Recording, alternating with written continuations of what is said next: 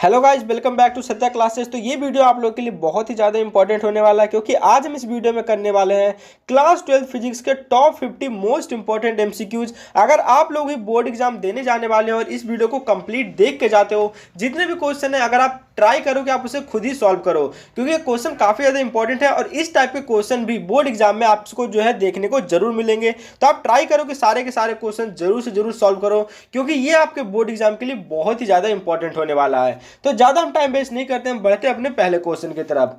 तो सबसे पहले हमसे क्वेश्चन कह रहा है कि a body is positively charge, it implies that कि अगर कोई भी बॉडी को मान लिया, अगर हमसे कह दिया कि एक बॉडी भाई पॉजिटिव चार्ज है, तो उसका क्या मतलब है। तो अगर बॉडी पॉजिटिव चार्ज है ना, तो उसका ये मतलब नहीं कि उस पर सिर्फ और सिर्फ पॉजिटिव चार्ज ही होने वाला है। क्योंकि अगर आप मान लो कोई ऐसी बॉडी है जिसमें कि प्लस का 5 है और इसमें माइनस का 3 है, तो अगर ओवरऑल अगर आप बॉडी को देखोगे तो आपका क्या आ जाएगा, +2 चार्ज जो है आपका आ जाने वाला है। तो मतलब हम कह देंगे कि कोई भी ऐसी बॉडी जिसमें कि पॉजिटिव चार्ज भी होगा और as well as negative charge भी होगा, लेकिन जो पॉजिटिव चार्ज है ना वो ज्यादा होगा नेगेटिव चार्ज से। तो ऑप्शन नंबर बी में यही लिखा हुआ है कि किसी भी ऐसी बॉडी जिसके अंदर की पॉजिटिव चार्ज भी होगा और as well as negative charge भी होना चाहिए, और उसके साथ से मतलब नेगेटिव चार्ज हो या ना हो, लेकिन पॉजिटिव और नेगेटिव दोनों ही रह सकते हैं, लेकिन पॉजिटिव चार्ज होगा वो ज्यादा होगा। क्योंकि मान लो अगर +5 है और जो नेगेटिव है -3 है, तभी ओवरऑल जाकर के आपका +2 हो जाएगा। तो हम इस क्वेश्चन को आसानी से ऐसे कर सकते हैं।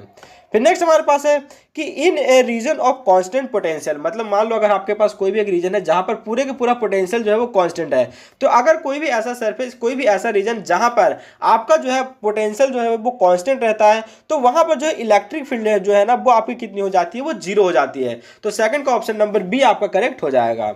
नेक्स्ट हमारे पास है कि a dielectric slab is inserted between the plate of isolated charge capacitor. मान लो ये चार्ज कैपेसिटर है, इसके बीच में हमने एक डाई इलेक्ट्रिक स्लैब जो है वो हमने डाल दिया। ठीक है, अगर एक हमने बीच में डाई इलेक्ट्रिक स्लैब डाल दिया तो which of the following quantities remains unchange, कि कौन सा चेंज नहीं होगा। तो अगर जब भी हम कोई भी डाई इलेक्ट्रिक कॉन्स्टेंट के वैल्यू का डाल देते हैं ना किसी भी कैपेसिटर के बीच में, तो सबसे पहले हम बात करें जो उसका कैपेसिटेंस होता है ना वो तो के टाइम से बढ़ जाता है, और इसके बाद बात करें पोटेंशियल डिफरेंस, इलेक्ट्रिक फील्ड और स्टोर्ड एनर्जी, ये तीनों के तीनों जो होते हैं 1/k टाइम से जो है वो आपका घट जाता है। तो ये तीनों तो आप जाएंगे जो कि चेंज हो जाएगा, लेकिन जो कैपेसिटर के ऊपर चार्ज है वो कभी भी चेंज नहीं होने वाला है, चाहे आप उसमें डाइलेक्ट्रिक स्लैब डालो या मत डालो। लेकिन जो कैपेसिटेंस है ना, जो सी की वैल्यू है वो भी आपकी जो होती है वो के टाइम से बढ़ जाती है। मान लो अगर बिना डाइलेक्ट्रिक कांस्टेंट की उसकी कैपेसिटेंस सी है, तो डाइलेक्ट्रिक स्लैब डालने के बाद जो है वो आपका के सी हो जाएगा। ठीक है, नेक्स्ट हमारे पास क्वेश्चन हमारे पास आ जाता है कि a electrostatic potential energy of a system of 2 charges is negative. मतलब कि ये कह रहा है कि इलेक्ट्रोस्टैटिक पोटेंशियल एनर्जी है ना, 2 चार्ज सिस्टम है, मान लो एक चार्ज यहाँ है Q और दूसरा भी यहाँ पर है Q, तो ये कब होगा कि जबकि उसका जो है वो नेगेटिव कब आएगा। तो वो नेगेटिव तभी आता है जब आपका क्या होता है कि एक चार्ज जो है वो आपका पॉजिटिव रहे और दूसरा चार्ज आपका नेगेटिव रहे। क्योंकि अगर एक चार्ज पॉजिटिव रहता है और दूसरा चार्ज नेगेटिव रहता है, तो इसके अंदर जो अट्रैक्शन है वो आपका ज्यादा होता है, तो ओवरऑल जो एनर्जी है ना वो आपकी कैसी हो जाती है, नेगेटिव हो जाती है। तो एक चार्ज पॉजिटिव और दूसरा चार्ज नेगेटिव होना चाहिए, तो इसका ऑप्शन नंबर सी जो है वो आपका करेक्ट हो जाएगा। नेक्स्ट हमारे पास क्वेश्चन नंबर 5 है कि एक आपके पास स्क्वायर सरफेस है एल साइड का, जैसे यहाँ पर आपको दिखाया गया है फिगर में, और यहाँ पे आपको इलेक्ट्रिक फील्ड है ई, और उसके साथ ही आपको जो है वो थीटा एंगल दिया हुआ है ये वाला। जैसे मान लो अगर ये वाला सरफेस है ना, मैं आपको बड़ा से दिखाता हूँ, जैसे ये सरफेस है तो इधर जो है ऐसी आपकी इलेक्ट्रिक फील्ड है और थीटा एंगल आपको ये वाला जो है आपका थीटा एंगल दिया हुआ है। लेकिन आपसे क्या पूछ रहा है, इलेक्ट्रिक फ्लक्स पूछ रहा है। तो सबसे पहले जैसे इलेक्ट्रिक फ्लक्स पूछे ना, तो हम इसका फॉर्मूला क्या होता है इलेक्ट्रिक फ्लक्स का, वो होता है आपका ई ए, और ई ये आपका होता है कॉस थीटा। ठीक है, अब ये जो थीटा है ना वो ये वाला थीटा नहीं लेना है, क्योंकि थीटा जो है होता है हमेशा हम वही लेते हैं, कौन सा, इलेक्ट्रिक फील्ड और नॉर्मल टू द जो सरफेस होता है। जैसे मान लो अगर ये वाला आपका सरफेस है ना तो हम नॉर्मल लेंगे। अगर मान लो जैसे आपका ये सरफेस है, हम ऐसे ले लेते हैं, ये आपका सरफेस है तो नॉर्मल हम ये वाला एंगल लेते हैं, मतलब ये वाला एंगल, और इलेक्ट्रिक फील्ड आपकी जो है वो ऐसी है। तो अगर आप देखोगे कि ओवरऑल जो आपकी इलेक्ट्रिक फील्ड है और ये आपका कौन सा जो नॉर्मल जो है प्लेन का जो नॉर्मल है उसके बीच का एंगल कितना है, 90 डिग्री। तो अगर आप यहाँ पे थीटा को जो 90 डिग्री रखोगे तो आपका क्या हो जाएगा, cos 90 की वैल्यू होती है 0, तो ओवरऑल जो फ्लक्स है वो कितना आ जाएगा, आपका 0 आ जाएगा। तो फिफ्थ का ऑप्शन नंबर डी जो है आपका करेक्ट हो जाएगा। नेक्स्ट हमारे पास की ई ए जो कि इलेक्ट्रिक फील्ड है, कहां पर है आपका एक्सियल लाइन पर, और ई जो है वो आपका इक्वेटोरियल लाइन पर है। तो आपको इसमें रिलेशन आपको बताना है। तो अगर हम इसके फॉर्मूले की बात करें तो जो आपका एक्सियल पर होता है ना, अगर हम एक्सियल की बात करें तो उसमें होता है 2kp/r³, और अगर हम इक्वेटोरियल की बात करें तो वहां पर होता है आपका kp/r²। R cube. तो केपी अपॉन आर क्यूब की जगह हम ई लिख देंगे, तो जो ए है वो आपका 2 तो ऐसे ही रहेगा, और केपी अपॉन आर क्यूब की जगह हम लिख देंगे ई। मतलब कि जो axial is equal to 2 into में इक्वेटोरियल, आपका ये कहाँ लिखा हुआ axial is equal to 2 into में इक्वेटोरियल, मतलब ऑप्शन नंबर बी आपका यहाँ पर करेक्ट हो जाएगा।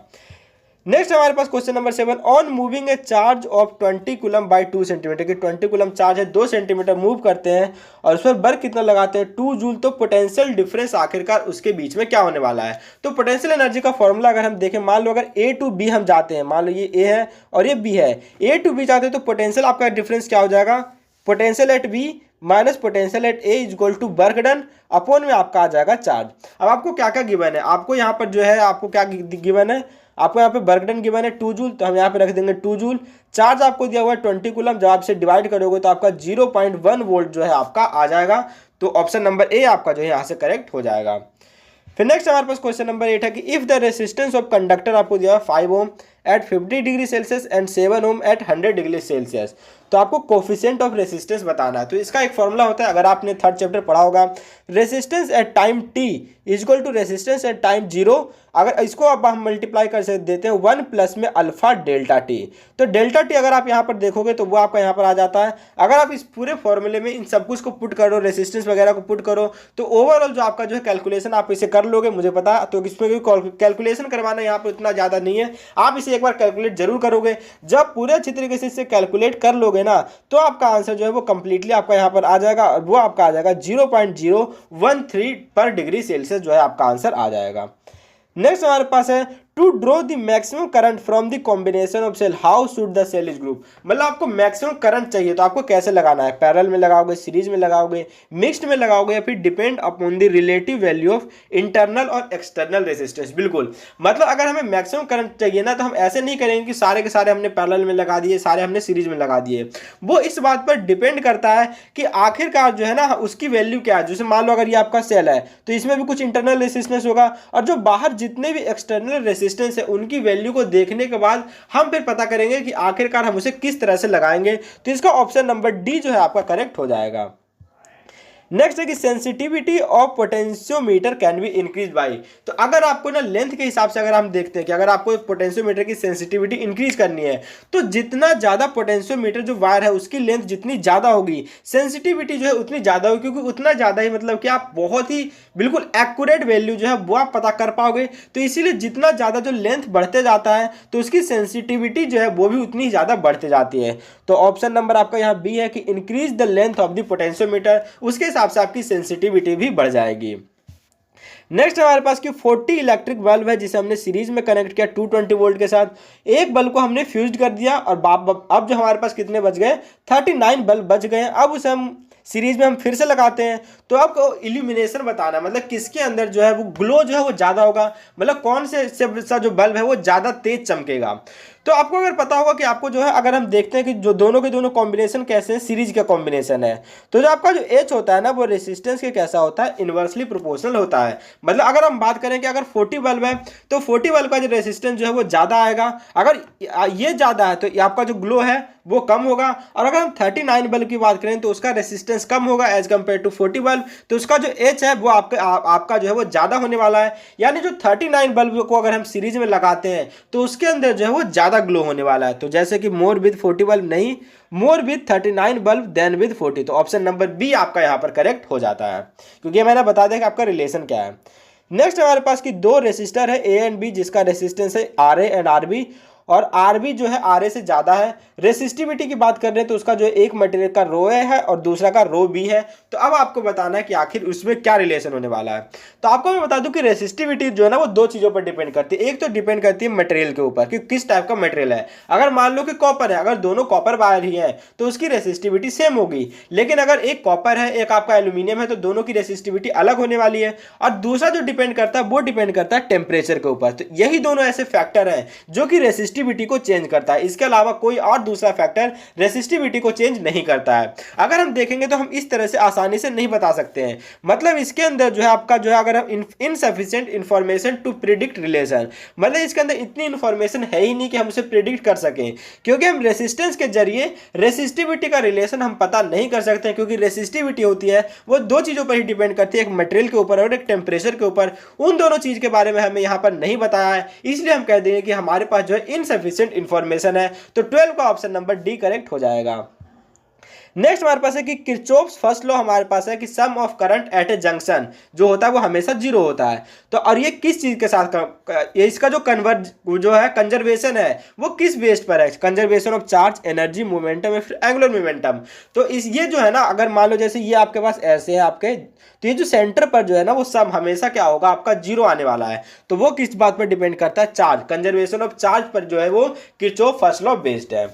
नेक्स्ट हमारे पास आ जाता है क्वेश्चन नंबर 14। आपको यहाँ पर फिगर दिखाया गया है और आपको बताना है कि करंट आई जो है वो यहाँ पर क्या होने वाला है। तो जब भी ऐसा क्वेश्चन आया ना तो आप सीधा सिरे से शुरू कीजिए। जैसे मान लो यहाँ पर आपका 2 आया और ये भी 2 आया, तो यहाँ पर आपका आएगा 4 और फिर 4 के बाद यहाँ 1 चला गया तो इधर कितना बचा 3 और इस 3 के बाद 1.3 तो इधर आ गया, तो इधर कितना बच गया 1.7, क्योंकि 1.7 प्लस 1.3 कितना हो जाएगा आपका 3 हो जाएगा। तो 1.7 जो है वो आपका इधर आ जाएगा, क्योंकि अब हमने इसे अच्छे से कर लिया, क्योंकि आपको इसमें लाइन से चलना पड़ता है कि भाई 2 यहाँ था, 2 यहाँ था, 4 में से 1 इधर गया, इधर बचा 3 और इस 3 में से 1.3 इधर गया तो 1.3 इधर गया, तो इधर कितना बच जाएगा 1.7 जो है आपका इधर बच जाएगा। तो आई की वैल्यू कितनी आ जाएगी 1.7 एम्पियर।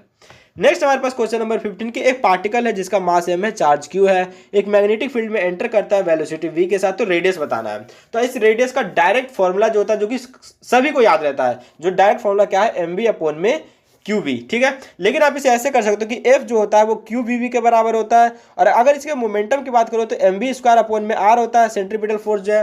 तो अगर हम दोनों को इक्वल करते हैं तो V से V कट जाता है और ये जो R की वैल्यू है वो mv/में QV आ जाता है। वैसे ये सभी को बिल्कुल डायरेक्ट याद रहता है, और ऐसे क्वेश्चन भी आपको एग्जाम में जरूर देखने को मिलेंगे जहां पे कि आपको लगेगा कि भाई ये क्वेश्चन तो बहुत ही ज्यादा ईजी करवा रहे हैं। तो ऐसे क्वेश्चन भी क्या एग्जाम में आते हैं, तो बिल्कुल आप वहां पर जाओगे आपको दिखेंगे कि वहां पर आपको ऐसे क्वेश्चन भी मिलेंगे। मैं ये नहीं कह रहा हूं कि मैंने जितने भी इसमें क्वेश्चन करवाए वो आपको डायरेक्ट मिलेंगे, पर हाँ अगर आप इनको करते हो तो आपको पता चलेगा कि हाँ भाई इजी क्वेश्चन भी आते हैं और मैं किस तरह से क्वेश्चन को टैकल करूंगा ये भी आपको वहां समझ में आ जाएगा।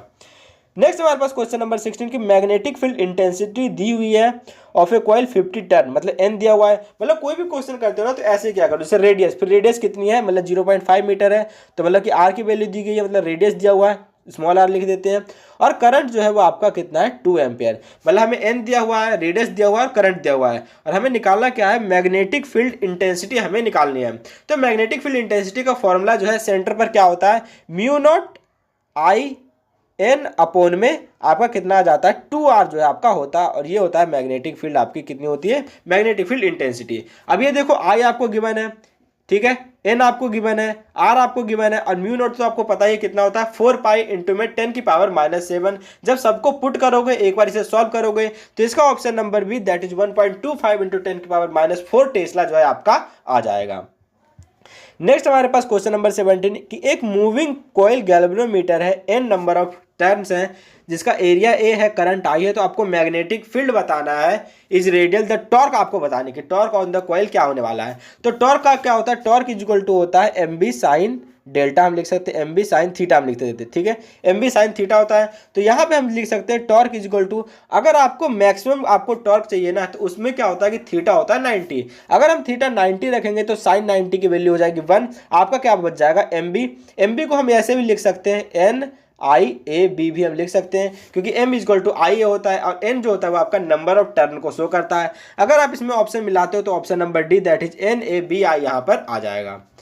नेक्स्ट हमारे पास क्वेश्चन नंबर 18 के line of earth surface joining the point where the field is horizontal, कि कहां पर जो है आपका फील्ड जो है वो हॉरिजॉन्टल रहने वाला है। तो जो मैग्नेट का जो मैग्नेटिक इक्वेटर जो होता है ना, वहां पर आपका जो है आपका कैसा है फील्ड जो है वो आपका हॉरिजॉन्टल ही रहता है। तो ऑप्शन नंबर ए आपका यहां पर करेक्ट हो जाएगा।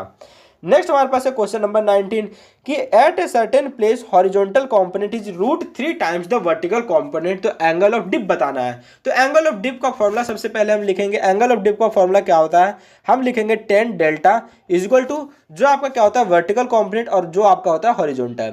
तो वर्टिकल कंपोनेंट तो वर्टिकल ही है और जो हॉरिजॉन्टल कंपोनेंट है वो √3 ऑफ v है। तो v से v कट गया, ये आपका बच गया 1/√3। तो अगर हम इसमें लिख सकते हैं कि आपका हम लिख सकते हैं tan delta is equal to, और यहाँ पर जो है 1/√3 किसका आ जाएगा आपका जो होता है 30 डिग्री। तो 30 डिग्री मतलब हम π/6 इसे लिख देंगे। तो π/6 आपका यहाँ जाएगा मतलब कि 10 π/6 हो जाएगा, और यहाँ से हम 10 से 10 कट जाएगा, तो डेल जो है वो आपका π/6 आपका यहाँ पर आ जाएगा। तो π/6 कहाँ पे है, ऑप्शन नंबर सी में, दैट इज π/6। तो एंगल ऑफ डिप जो है यहाँ पर आपका π/6 जो है आपका आ जाएगा। इसके बाद जो हमारे पास जो नेक्स्ट क्वेश्चन आता है तो ये है क्वेश्चन नंबर 20। इसमें हमें कह रहा है कि एक कॉइल है जिसका रेसिस्टेंट दिया हुआ है 10 ओम आपको दिया हुआ है, यहाँ पे आपको ग्राफ भी दिखाया गया है, और हमसे पूछ रहा है फ्लक्स। तो अगर आपसे जैसे पूछता है कि फ्लक्स क्या होता है तो आपको फ्लक्स का रिलेशन बताना है आर के साथ। तो फ्लक्स कितना होता है, ये आपका होता है कितना Q इंटू में कैपिटल आर होता है, जो कि कैपिटल आर हमें दिया हुआ है, मतलब रेसिस्टेंस तो हमें दिया हुआ है। हमें सबसे पहले चार्ज निकालना है। चार्ज हम निकालेंगे इस ग्राफ के साथ। तो चार्ज कितना होता है हाफ, और ये आपका कितना है, ये आपका 0.1 है और ये आपका 4 है। जब आप इसे कैलकुलेट करोगे तो 2 और ये आपका आ जाएगा 0.2। तो आर की यहाँ पे Q कितना आ गया 0.2, और आर की वैल्यू हमें गिवन है दैट इज 10 ओम। अगर हम इसे कैलकुलेट करते हैं तो इतना आपका कितना आ जाएगा 2 वेबर जो है वो आपका इलेक्ट्रिक फ्लक्स आ जाने वाला है। तो ऑप्शन नंबर बी आपका यहाँ पर करेक्ट हो जाएगा।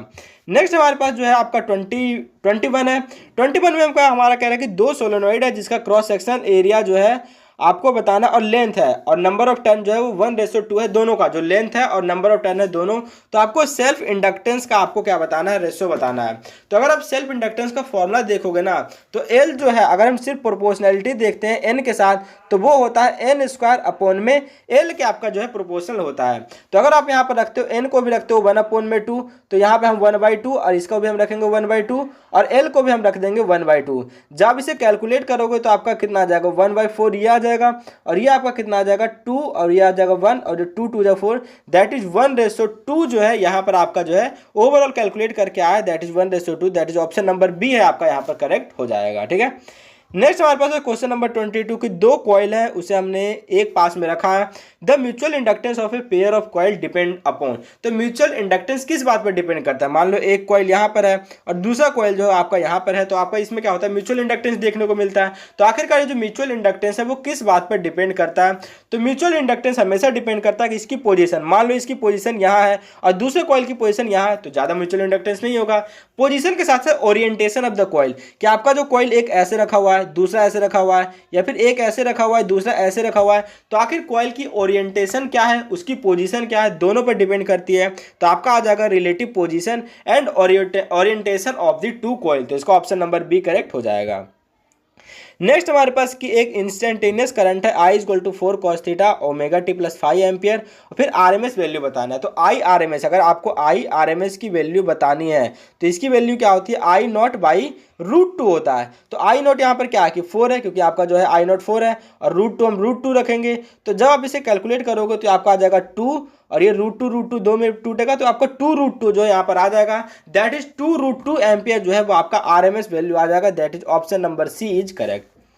Question number 24, with increase in frequency of AC supply the impedance of LCR circuit. अगर आप जो AC सप्लाई हम देते हैं LCR सर्किट में तो उसमें क्या होगा, मतलब LCR सर्किट के साथ क्या होने वाला है। तो सबसे पहले जो इम्पिडेंस है ना वो तो आपका घटेगा, सबसे पहले घटता है, फिर घटने के बाद आता है आपका मिनिमम आने के बाद उसके बाद आपका वहां से जो है वो बढ़ना चालू होता है। तो इम्पिडेंस के साथ ऐसे ही होता है, अगर आप AC सप्लाई को बढ़ा रहे हो ना तो सबसे पहले इम्पिडेंस घटता है, फिर घटते घटते घटते घटते मिनिमम हो जाता है, और उसके बाद फिर जाकर के वो बढ़ना चालू करता है। तो ऑप्शन नंबर डी में लिखा हुआ है कि decrease at first then minimum and then increase.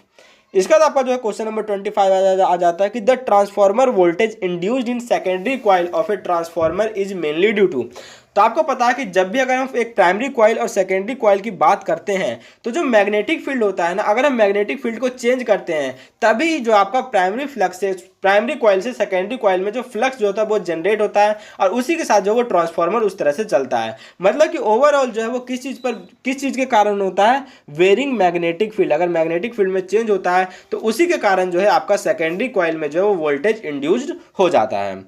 Next हमारे पास है 26 है, आपको डिस्ट्रीब्यूशन दिया हुआ ए बी और आपको बताना है कि कौन सा स्टेटमेंट करेक्ट है। अगर आप यहाँ देखोगे कि ए से तो आपका इलेक्ट्रिक फील्ड बाहर जा रहा है और बी के अंदर आ रहा है, मतलब ए का चार्ज कौन सा है, ए के ऊपर तो आपका कौन सा चार्ज आ जाएगा, पॉजिटिव, क्योंकि पॉजिटिव के ऊपर से क्या होता है, निकलता है। और आपका जो है बी जो है नेगेटिव, क्योंकि नेगेटिव के ऊपर जो है वो आपका लाइन आता है। तो ए हो गया पॉजिटिव और बी हो गया नेगेटिव, तो ऑप्शन नंबर ए करेक्ट हो गया। अगर हम इसकी बात करेंगे तो अगर आप डेंसिटी देखते हो ना तो ए के ऊपर जो आपको 6 लाइन दिखाई गई है और बी के ऊपर 4 लाइन दिखाई गई है, तो इंटेंसिटी भी जो है वो ए की ज़्यादा है, तो ए की ज़्यादा है बी से, तो ऑप्शन नंबर ए आपका यहाँ भी करेक्ट हो जाता है।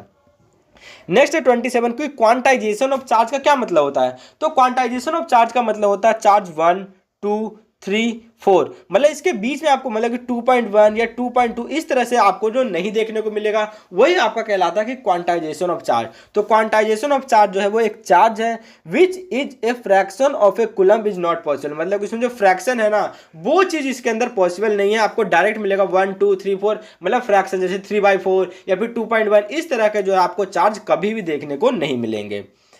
नेक्स्ट हमारे पास आ जाता है 28 की for a given surface of Gauss law, ये दिया गया है from this we can conclude that. अगर यहाँ से अगर आप देखोगे ना phi equal to E dot D equal to 0 है, मतलब यहाँ पे इलेक्ट्रिक फ्लक्स जो है वो आपका 0 दिखाया गया है। मतलब मान लो कि ये सरफेस है, मतलब ये हमने गॉसियन सरफेस डाल दिया और बीच में आपका चार्ज 0 है। अगर चार्ज 0 है तभी तो इलेक्ट्रिक फ्लक्स आपका कितना हो रहा है, 0 हो रहा है। अगर इलेक्ट्रिक फ्लक्स 0 है तो यानी कि इसके ऊपर से कोई भी फ्लक्स जो है वो पास नहीं करेगा, मतलब कि आपका जो सरफेस के ऊपर कोई भी फ्लक्स नहीं होगा, क्योंकि उस सरफेस के अंदर जो चार्ज है वो कितना है, वो 0 है। तो ऑप्शन नंबर सी है कि total flux through the surface is 0। Next हमारे पास आता है 29 की कैपेसिटर है C1 C2, इसे हमने पैरेलल में कनेक्ट कर दिया, इक्विवेलेंट कैपेसिटेंस बताना है। अगर हम कैपेसिटेंस को पैरेलल में कनेक्ट करते हैं तो उसका क्या होता है, C1 plus C2 plus C3, ऐसे ही डॉट डॉट डॉट करके जाते रहता है। अगर हमने पैरेलल में कनेक्ट कर दिया तो C1 प्लस C2 होगा, जो कि ऑप्शन नंबर ए में हमें दिख गया है। नेक्स्ट हमारे पास है कि 2 पॉइंट है P एंड Q, उसे हमने मेंटेन कर दिया 10V और -4 पोटेंशियल पे हमने उसे मेंटेन किया है। वर्क डन कितना है, 100 इलेक्ट्रॉन, और फ्रॉम P टू Q आपको जाना है, तो आपको यहाँ पर आपको वर्क बतानी है। तो आपको पता है कि इससे पहले हमने क्या देखा था, जो पोटेंशियल होता है जैसे V, हमें P से Q पर जा रहे हैं तो हम क्या लिखेंगे, सबसे पहले VQ minus VP equal to work upon में चार्ज। अब देखो यहाँ पे आपको VQ दिया हुआ है, कहाँ गया आपका VQ और VP, ये आपको यहाँ पर गिवन है, यानी कि ये चीज़ें तो हमें गिवन है, ठीक है, ये इक्वल का साइन है। फिर हमें निकालना है वर्क और चार्ज। चार्ज जो है वो 100 इलेक्ट्रॉन है, तो 100 इलेक्ट्रॉन को 100 इलेक्ट्रॉन, मतलब कि इलेक्ट्रॉन कैसा होता है, नेगेटिव चार्ज, और इसके ऊपर चार्ज कितना होता है 1.6 इंटू 10 टू द पावर आपका कितना आ जाता है -16 जूल। अब इसे इस तरह से अगर -19 ये हो जाएगा -19, 1.6 इंटू 10 के पावर -19 जूल। तो इस तरह से अगर आप इसे, ये जूल में नहीं आएगा, 1.6 इंटू 10 के पावर -19, तो चार्ज आपका इतना आ गया, और VQ भी हमें गिवन है और VP भी गिवन है। इस तरह से आप इसे कैलकुलेट करके वर्क निकाल दोगे। अगर आप इसे पूरा कैलकुलेट करते हो ना तो आपका ऑप्शन जो है वो प्लस में आने वाला है 2.24 इंटू 10 की पावर -16 जूल। एक बार आप इसे खुद कैलकुलेट जरूर करोगे। नेक्स्ट हमारे पास है 31 है कि the voltage of AC supply जो है V जो है दिया हुआ है 120 sin 100 pi T cos 100 pi T, the voltage the maximum voltage and frequency respectively आप। तो ये एक फॉर्मूला होता है कि साइन, मतलब ये मैथ में एक फॉर्मूला होता है कि sine 2A equal to 2 sin A cos A, मतलब इस तरह जो आपका जो है वहाँ पर फॉर्मूला होता है। तो अगर उस फॉर्मूले को अगर हम इसे ब्रेक करते हैं ना तो इसका V जो है वो फाइनली कितना बन जाएगा 60 sin आपका 200 पाई टी, ये आपका जो है यहाँ पर आ जाएगा। अगर हम इस चीज़ से देखते हैं तो मैक्सिमम वोल्टेज भी बता देंगे कि दैट इज 60, जो कि 60 इसमें है और इसमें है। और इसके बाद अगर हम फ्रीक्वेंसी की बात करें तो फ्रीक्वेंसी आपका कितना है, आपका 100 जूल है, क्योंकि यहाँ पे 2 ओमेगा टी होता है। तो आपका जो 100 हर्ट्ज जो है वो आपकी फ्रीक्वेंसी होने वाली है। तो ये आपका ऑप्शन नंबर करेक्ट नहीं है, that is option number D है, वो आपका यहाँ पर करेक्ट हो जाता है। नेक्स्ट है क्वेश्चन नंबर 32 कि एलसीआर सर्किट में अगर रेसिस्टेंस को बढ़ाते हैं तो क्वालिटी फैक्टर के साथ क्या होगा। तो अगर आप एलसीआर सर्किट में सिर्फ रेसिस्टेंस को इंक्रीज कर रहे हो ना, तो इसकी क्वालिटी फैक्टर जो है वो आपकी डिक्रीज कर जाएगी, फाइनाइट तक डिक्रीज करेगी, इनफाइनाइट तक डिक्रीज नहीं करेगी, बल्कि थोड़ी बहुत जो है वो डिक्रीज कर जाएगी। तो हम किसमें कह देंगे, डिक्रीज फाइनाइटली। तो आपका ऑप्शन नंबर बी करेक्ट हो गया। क्वेश्चन नंबर 33 है कि आपको यहाँ पर तीन जो है आपको फिगर दिखाए गए हैं। इस फिगर को देख के आपको बताना है कि इनमें से कौन सा चीज़ जो है वो आपका सही है। अगर हम एक एक करके पॉइंट देखते हैं कि जैसे यहाँ पे ए है, तो ए कितना 20V, अब बी है 40V, फिर यहाँ पे भी जो है ये जो पॉइंट है ए वाला वो 20V, बी है 40V, यहाँ पे भी जो ए है वो 20V और बी जो है वो 40V। मतलब इनका जो पोटेंशियल डिफरेंस है वो हमेशा सेम है, दैट इज 20V। 40 माइनस अगर आप 40 माइनस 20 करोगे तो कितना आ जाएगा, 20V आ जाएगा। मतलब अगर आपका जो पोटेंशियल सेम है, पोटेंशियल डिफरेंस सेम है, तो इसके अंदर जो वर्क डन है ना वो भी आपका सेम हो जाएगा। तो वो किस में है, ऑप्शन नंबर सी में, that is the work done is same in figure 1, 2 and 3। तीनों में वर्क डन जो है वो आपका सेम हो जाएगा। नेक्स्ट क्वेश्चन नंबर 34 की इसमें आपको क्या दिया हुआ है कि current in 4 ohm resistance is 1.2 ampere. मतलब 1.2 एम्पियर यहाँ पर दिया हुआ, जैसे ये 4 ओम वाले में कितना है, 1.2 एम्पियर करंट है। और आपको पोटेंशियल डिफरेंस बताना है बी और सी के बीच में आखिर पोटेंशियल डिफरेंस कितना है।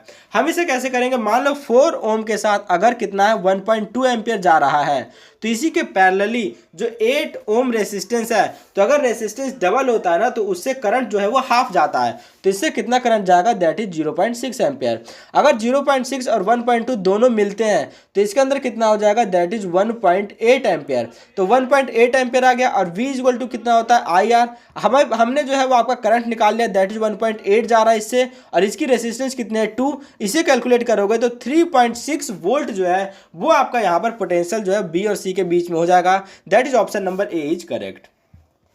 नेक्स्ट है क्वेश्चन नंबर 35 की the power of 2 electric bulb दिया हुआ 100 वाट और 200 वाट, दोनों को हमने ज्वाइन कर दिया 220 वोल्ट के साथ। अब रेसिस्टेंस के साथ इसका जो है आपको रिलेशन बताना है। तो रेसिस्टेंस के साथ अगर रिलेशन देखोगे ना तो रेसिस्टेंस और पावर जो है वो इन्वर्सली प्रोपोर्शनल होता है। सिर्फ हमने पावर लिख दिया। तो अगर हम बात करें इसकी पावर की, तो पावर अगर 100/200 है, अगर पावर 100/200 को कट करेंगे, जैसे पावर कितना है 100/200, अगर इनसे कट करेंगे तो 1/2 आ जाएगा। तो अगर पावर 1/2 है तो उसका जो रेसिस्टेंस है ना वो कितना हो जाएगा, 2/1 हो जाएगा, दैट इज 2:1। तो option number D is correct, that is आपका 2:1 इसका करेक्ट आंसर हो जाएगा। नेक्स्ट आपका जो है VI ग्राफ दिया हुआ है, दोनों कंडक्टर का टेम्परेचर डिफरेंस है आपका T1 एंड T2 दोनों फिगर में दिखाया गया है। तो आपको रिलेशन बताना है। तो जब भी इस तरह का ग्राफ हो ना तो उसमें हम किससे चेक करते हैं, स्लोप से।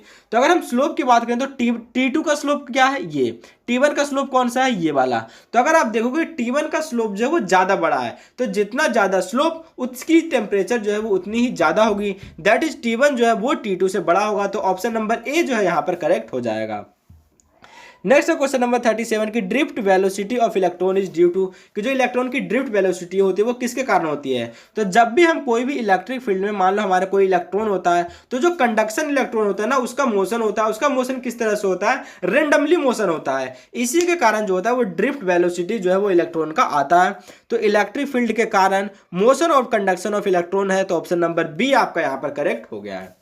नेक्स्ट है क्वेश्चन नंबर 38 कि करंट सेंसिटिविटी ऑफ गैल्वेनोमीटर। तो करंट सेंसिटिविटी का मतलब क्या होता है, सबसे पहले हम ये समझ लेते हैं। तो करंट सेंसिटिविटी का मतलब ये होता है ना कि कोई भी अगर ये आपका गैल्वेनोमीटर के में है, अगर इस गैल्वेनोमीटर के जो वायर में अगर जो भी डिफ्लेक्शन हो रहा है, किसके कारण, पर यूनिट करंट जो फ्लो हो रहा है, इसके अंदर जो करंट फ्लो हो रहा है जिसके कारण ये डिफ्लेक्शन है कि कितना डिफ्लेक्शन कर रहा है, उसी को हम कहते हैं करंट सेंसिटिविटी। तो हम ऑप्शन को हम फटाफट देख लेते हैं कि current flowing through galvanometer when the unit voltage is applied across its terminal, नहीं। फिर है करंट पर यूनिट डिफ्लेक्शन, नहीं। डिफ्लेक्शन पर यूनिट करंट, कि जो डिफ्लेक्शन है वो कितना हो रहा है पर यूनिट करंट आने पे, वही आपकी जो है वो करंट सेंसिटिविटी कहलाती है। तो ऑप्शन नंबर सी आपका यहाँ करेक्ट हो जाता है। फिर नेक्स्ट हमारे पास जो है 39 कि the magnetic dipole movement of A current loop is independent of. तो मैग्नेटिक डायपोल मूवमेंट का हम फॉर्मूला देखते हैं। तो मैग्नेटिक डायपोल मूवमेंट का फॉर्मूला होता है NIA। अब यहाँ से हम फटाफट कर लेंगे। N मतलब नंबर ऑफ टर्न डिपेंड कर रहा है, I current in the loop depend कर रहा है, A area of the loop depend कर रहा है। मतलब ऑप्शन नंबर ए करेक्ट हो गया कि जो मैग्नेटिक फील्ड के ऊपर जो है ना मैग्नेटिक डायपोल मूवमेंट डिपेंड नहीं करती है। तो ऑप्शन नंबर ए जो है आपका करेक्ट हो जाता है। नेक्स्ट है क्वेश्चन नंबर 40 की एक आयरन रोड है जिसकी लेंथ L है, मैग्नेटिक मूवमेंट M है, हमने उसे सेमी सर्कल में बेंड कर दिया, तो अब बताओ कि उसकी मैग्नेटिक मूवमेंट क्या होने वाली है। तो अगर कोई भी रोड को अगर हम सेमी सर्कल में अगर हम उसे फोल्ड कर देते हैं तो जैसे हम बेंड करते हैं ना तो उसका जो पोल स्ट्रेंथ है वो तो आपका चेंज नहीं होता, लेकिन जो मैग्नेटिक मूवमेंट होता है वो चेंज हो जाता है। और जो मैग्नेटिक मूवमेंट चेंज होकर के जो नया मैग्नेटिक होगा ना वो कितना हो जाएगा, 2m अपॉन में पाई के इक्वल होता है। तो ऑप्शन नंबर बी आपका यहाँ करेक्ट हो जाता है।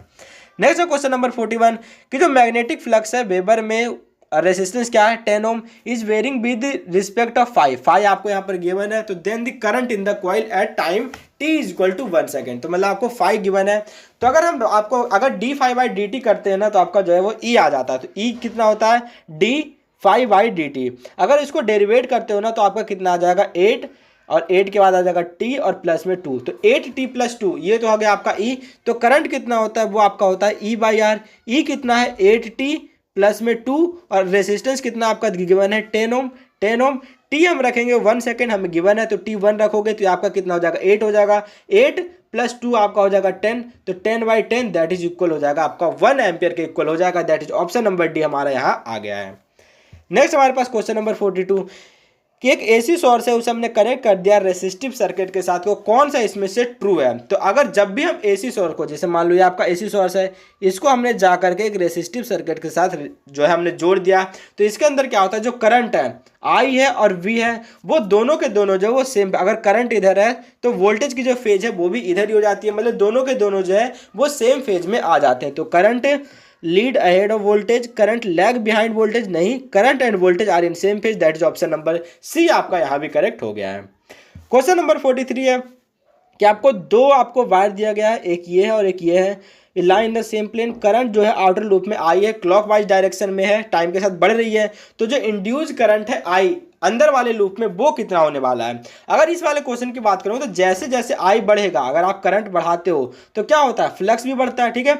अगर आपका करंट बढ़ाओगे और फ्लक्स जो है वो भी आपका क्या होगा बढ़ेगा। लेकिन अगर हम बात करें कि जो दूसरा जो करंट उसमें इंड्यूस करेगा ना वो हमेशा क्या करेगा उसके अपोजिट में इंड्यूस करता है। मतलब अगर हम इनर लूप की बात करेंगे तो जो क्लॉकवाइज है बाहर वाले लूप में, तो अंदर वाले लूप में उसे काउंटर करेगा, मतलब कि हम काउंटर क्लॉकवाइज, मतलब क्लॉकवाइज नहीं होगा बल्कि एंटी क्लॉकवाइज, जिसे हम काउंटर क्लॉकवाइज भी हम कह सकते हैं। तो ये आपका ऑप्शन नंबर सी भी हो गया इसमें। ऑप्शन नंबर 44 है कि एक सिलेंड्रिकल बार मैग्नेट है जिसे हमने एक्सिस ऑफ सर्कुलर कॉइल पे रख दिया। जैसे सर्कुलर कॉइल है जिसके हमने एक्सिस पर हमने क्या कर दिया मैग्नेटिक हमने बार मैग्नेट रख दिया, तो अगर हमने मैग्नेट को रोटेट करते हैं इसके एक्सिस के ऊपर तब क्या होने वाला है कॉइल के अंदर। तो कॉइल के अंदर क्या होगा, अगर बिल्कुल उसके एक्सिस में रखा हुआ है ना और जितना भी अगर आप मूव करोगे तो कभी भी उसके फ्लक्स में चेंज नहीं आएगा। अगर उसके फ्लक्स में चेंज नहीं आएगा तो उसके ईएमएफ में भी कोई भी चेंज देखने को नहीं मिलेगा। अगर ईएमएफ में चेंज नहीं होगा यानी कि उसमें करंट भी बिल्कुल भी इंड्यूस नहीं होने वाला है। तो ऑप्शन नंबर बी आपका यहाँ पर करेक्ट हो जाएगा, क्योंकि उसमें कोई भी फ्लक्स चेंज नहीं है और बिना फ्लक्स चेंज के उसके अंदर करंट इंड्यूस हो ही नहीं सकता है। नेक्स्ट हमारे पास है आपका जो है असर्शन रीजन आ जाता है। यहाँ पे आपके जो है वो 5 असर्शन रीजन है। अब हम इसे करते हैं तो यहाँ पे आपके जो 4 ऑप्शन है यही वाले आपको हमेशा मिलेंगे क्योंकि इसके ऑप्शन फिक्स होते हैं। अब बस इसमें क्वेश्चन जो है वो इंपॉर्टेंट होता है। सबसे पहले है कि ampere circuital law is analogous to Biot Savart law, बिल्कुल नहीं, ये दोनों अलग अलग बातें हैं, ये एक दूसरे के एनालॉगस नहीं है। तो 45 में आपका सबसे पहले तो असर्शन जो है वो आपका क्या हो जाता है गलत। नेक्स्ट हम जाते हैं कि ampere circuital law can not B derive from the void-Savart law, तो ये भी आपका जो है गलत है। तो यहाँ पे जो है हम इसे डिराइव कर सकते हैं और यह कह रहा है कि can not B derive from void-Savart law, तो दोनों के दोनों ऑप्शन यहाँ पर जो है वो आपके रॉन्ग हो जाते हैं कि मतलब कि आपका जो है यहाँ पर ऑप्शन नंबर ए भी फॉल्स है और आर भी फॉल्स है। तो ऑप्शन नंबर जो आपका डी जो है वो करेक्ट हो जाएगा, 45 का हो जाएगा डी। फिर नेक्स्ट हमारे पास आता है 46 कि आपको दिया हुआ कि 2 मेटल प्लेट है जिसमें एक चार्ज क्यू है माइनस क्यू है, दोनों जो है उसका जो फेस है वो कुछ सेपरेशन पे रखा हुआ है और हमने उसे ऑयल टैंक में डाल दिया। Then electric field between the plate decrease, बिल्कुल अगर हम कोई भी अगर हम मान लो एक चार्ज क्यू है और दूसरा चार्ज माइनस क्यू है और उसके बीच में ऑयल आ गया, मतलब कि कुछ के की वैल्यू आ गई, अगर ऐसा आ जाता है ना तो उसके अंदर जो इलेक्ट्रिक फील्ड है वो घट जाता है। तो ये तो आपका सही है असर्शन। और इसके बाद electric field between plate is E air by K due to polarization of dielectric material, बिल्कुल सही, क्योंकि मैंने भी वही बताया, क्योंकि इसके बीच में जो है वो कुछ मटेरियल आ जाता है, के वैल्यू का मटेरियल आ जाता है, जिसके कारण कि उसके अंदर जो है वो डिक्रीज देखने को मिलता है इलेक्ट्रिक फील्ड के अंदर। मतलब ये इसका करेक्ट एक्सप्लेनेशन भी है। तो 46 का ऑप्शन नंबर ए करेक्ट हो जाएगा। नेक्स्ट आपका है 47 कि the pole of magnet can not be separated by breaking into two piece. बिल्कुल सही। अगर ये आपका बार मैग्नेट है, अगर आप इसे दो पीस में ब्रेक कर भी देते हो ना, तो भी इसके पोल को आप सेपरेट नहीं कर पाओगे कि ये भाई पॉजिटिव पोल था, ये नेगेटिव पोल था, तो वापस से सेपरेट हो गया। नहीं, अगर जैसे बार मैग्नेट ब्रेक होगा तो यहाँ पॉजिटिव था, ये हो जाएगा नेगेटिव, अब वापस यहाँ पॉजिटिव और वापस ये नेगेटिव ही आपका यहाँ पर रहेगा। ठीक है, तो ये आपका जो है कोई भी आपका जो है चेंज नहीं होने वाला है। तो ये जो है आपका यहाँ पर सही है, दैट इज असर्शन आपका सही है। फिर the magnetic movement will be reduce to half when a magnet is broken into two equal piece. जब भी हम मैग्नेट को ब्रेक करेंगे तो वो L/2 होता है, मतलब वो भी आपका जो है वो हाफ हो जाएगा, क्योंकि उसकी जो लेंथ है वो आपकी जो है वो हाफ हो जाती है। तो ये दोनों ही बात सही है, लेकिन इसका करेक्ट एक्सप्लेनेशन नहीं है। दोनों सही तो है, लेकिन जो रीजन है वो उस असर्शन वाली लाइन को एक्सप्लेन नहीं कर रहा है। तो इसका ऑप्शन नंबर बी जो है वो आपका करेक्ट हो जाएगा। नेक्स्ट है क्वेश्चन नंबर 48 कि the work done by magnetic force on a moving charge particle is zero. तो ये तो आपका ट्रू है, क्योंकि वर्क डन जो होता है वो हमेशा जीरो होता है। The work done by magnetic force on a charge particle is zero as a force. नहीं, फोर्स जो होता है पैरेलल नहीं होता, फोर्स कैसा होता है, परपेंडिकुलर होता है। तो रीजन तो गलत हो गया। अगर रीजन गलत है, असर्शन सही है, तो ऑप्शन नंबर सी आपका इसमें करेक्ट हो जाएगा। फिर क्वेश्चन नंबर 49 है कि if the current in A solenoid is reversed in direction while keeping the same magnitude, कि आपको क्या करना है कि करंट जो है वो सोलेनोइड के अंदर आप रिवर्स कर दोगे, उसकी मैग्नीट्यूड सेम रखोगे, तो मैग्नेटिक फील्ड एनर्जी जो है ना वो सोलेनोइड में जो स्टोर्ड है वो अनचेंज रहती है। ये बात भी आपकी जो है यहाँ पर सही है। फिर आपका रीजन कह रहा है कि magnetic field energy density is proportional. नहीं, प्रोपोर्शनल नहीं होता, इनवर्सली प्रोपोर्शनल होता है, डायरेक्टली प्रोपोर्शनल नहीं होता। तो रीजन यहाँ पर गलत है और असर्शन सही है। तो इसका भी ऑप्शन नंबर सी आपका करेक्ट हो जाएगा। ये तो सारे के सारे इंपॉर्टेंट एमसीक्यूज। मुझे उम्मीद है कि आपको वीडियो पसंद आया, तो वीडियो को लाइक कर, चैनल को जरूर से जरूर सब्सक्राइब कर ले, क्योंकि आपको आगे आने पे भी काफी सारे जो है आपको स्टडी मटेरियल यहाँ पर आपको प्रोवाइड किए जाएंगे। तब तक के लिए आप पढ़ाई करते रहिए।